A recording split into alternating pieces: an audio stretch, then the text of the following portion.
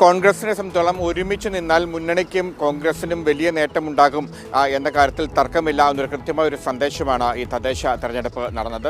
ഏറ്റവും പ്രധാനപ്പെട്ടത് ഈ കോൺഗ്രസിൽ വലിയ തോതിൽ ആഭ്യന്തര തർക്കങ്ങൾ, നേതാക്കന്മാർ തമ്മിലുള്ള പടലപ്പിണക്കങ്ങളാണ് ആളുകളെല്ലാം പലപ്പോഴും സംശയത്തോടെ നോക്കിയിരുന്നത്. ആരാകും നേതാവ് എന്നൊരു പ്രധാനപ്പെട്ട ചോദ്യത്തിന് മുമ്പിൽ കോൺഗ്രസിന് കൃത്യമായ ഉത്തരമില്ല. നിരവധി ഭൈമി കാമുകന്മാർ കോൺഗ്രസിലുണ്ട് എന്നതായിരുന്നു ഏറ്റവും പ്രധാനപ്പെട്ട ആക്ഷേപം. അത് ശരിവെക്കുന്ന രീതിയിൽ പലപ്പോഴും പല ഘട്ടങ്ങളിലടക്കം നേതാക്കന്മാരുടെ അടക്കം പ്രതികരണങ്ങളും പുറത്തു വന്നിട്ടുണ്ട്. ഈ ഒരു ധാരണ ആളുകൾക്കിടയിൽ നേരത്തെ കുറേ നാളുകളായിട്ടുണ്ടായിരുന്നു. പലപ്പോഴും UDFിൻ്റെ ഒരു സാധ്യത സംബന്ധിച്ച് പലരും സംശയം പറഞ്ഞതും ഇതുകൊണ്ടാണ്.